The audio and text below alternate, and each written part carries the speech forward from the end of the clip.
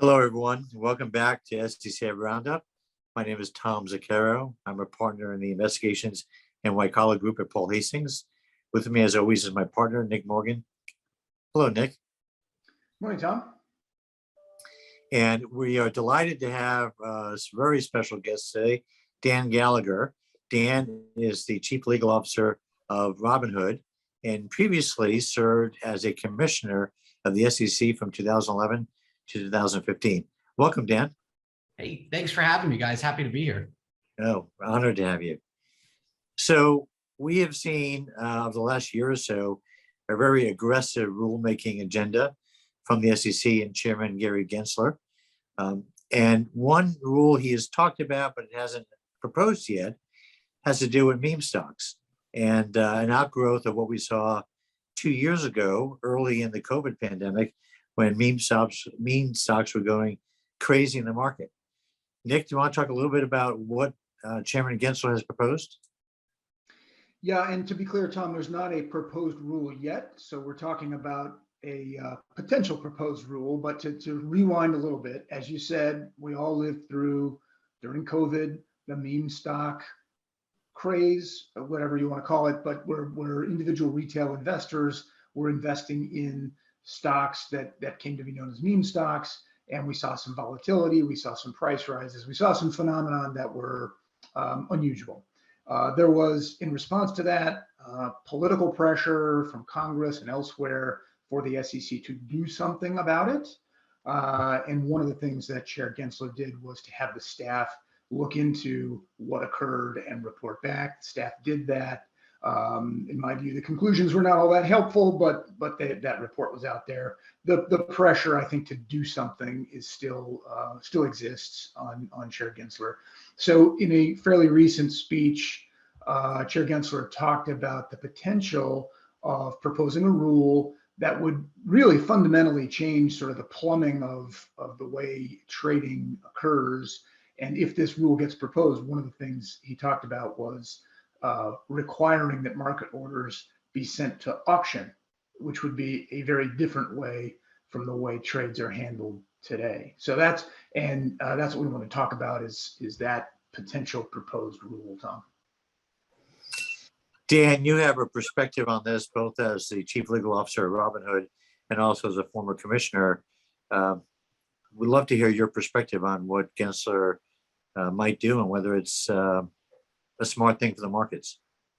Yes, so happy to weigh in on this. I've weighed in a little bit publicly. I like the way Nick sets it up, right? Drawing a line actually between the events of January, 2021, the GameStop events, and this proposal, and this sort of rush to do something or this impetus coming from Congress or gadflies or whomever to do something, I find really interesting because, again, I don't accept false predicates. And when I hear discussions about this rulemaking and it being related to January 28th, it kind of makes me laugh.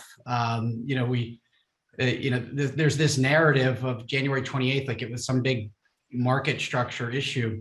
What happened on January 28th is that there was a huge run up in volumes, mostly on the long side and retail brokerages. The NSCC collateral requirements required more collateral than a bunch of firms had. Robinhood included, within a 2-hour period early in the morning, the DTC properly waived these requirements because they made no sense because and I can only speak for Robinhood, but most firms, as I understand it, had 100% margin requirements on these securities. So there was cash sitting in the 15C3-3 account, offsetting any liability at the clearinghouse, and therefore, I would think, using logic, negating any chance that we're going to blow up and provide risk to the clearinghouse or its members. And so it actually was, much ado was made about all of that very technical stuff. And if you really wanted to dive into a rulemaking, you might think about a way that 3-3 funds that are locked up could be applied to clearinghouse deposits. They're the customer's money, right? And if they're to offset a customer liability, which is the purchase of a security, why not match them up? Why have the broker act as a middleman fronting collateral during the T+2 period that it currently takes to settle a trade. So we saw some good stuff, right? And Robinhood, led the way. Vlad Tenev, my CEO, led the way on the clearance and settlement cycle. So, T+2 is kind of silly. Now you see rulemaking on T1. That's a great thing. But then you hear these other, quite frankly, I think silly ideas of gamification of brokerage apps caused this, or the market structure and market makers and lack of competition caused this. Payment for order flow caused this. And it's garbage, guys. It's not true.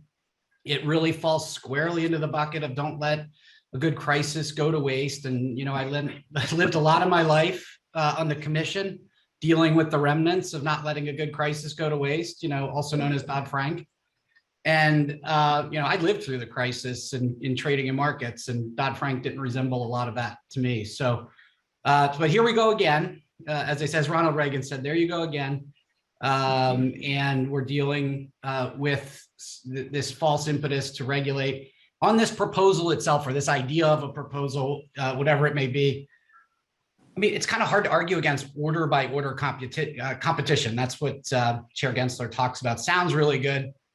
I think one thing people forget or don't see, because it's not obviously in the public realm, is that the way we execute orders at Robinhood is we take in your order from the app and we shoot them out to market makers who actually do, in a strange way, compete for that order flow. Our order router looks across the 6 or 7 market makers that we have relationships with. It determines who has done the best on that size order in that issuer over the last 30 days, and it sends the order there, right? So whoever's giving you the better execution, the order goes there. That is competition, right? So the idea that now we need to interpose a national securities exchange, and I'm a big fan of NASDAQ and the New York. I think they do great work. They're not exactly known as bastions of technology and high, efficiency trading, but to interpose them between the retail brokerage firm and the market maker with the idea that things will get better, I think is quite silly, actually. So how this works, we'll see. There's this layer of best execution, an SEC best execution rule on top of that, which is kind of fascinating, right? That's something, quite frankly, some of us have been calling for over a decade. It would be nice to have an SEC best X rule so it's not as gray or murky an area. As you both know, there's a FINRA best X rule. Kind of interesting that we're not talking about FINRA updating its existing rule, especially since we kind of gave broker-dealer oversight mostly to FINRA when Mary Jo was chairman. But put that aside, there's going to be a new federal, I'm not going to say federal because I guess FINRA is technically federal, but a super federal rule on top of the SRO rule. It's going to be meant to complement whatever this proposal is on auctions. And at the end of the day, I guess we're led to believe that executions will be cheaper and more efficient for customers. Call me curious on that. I'm going to wait and see. And thank you. Those are terrific insights. Really appreciate it. Happy to be That's here. it for this episode of SEC Roundup. Nick, Dan, thank you very much. And we'll see you all on our next episode.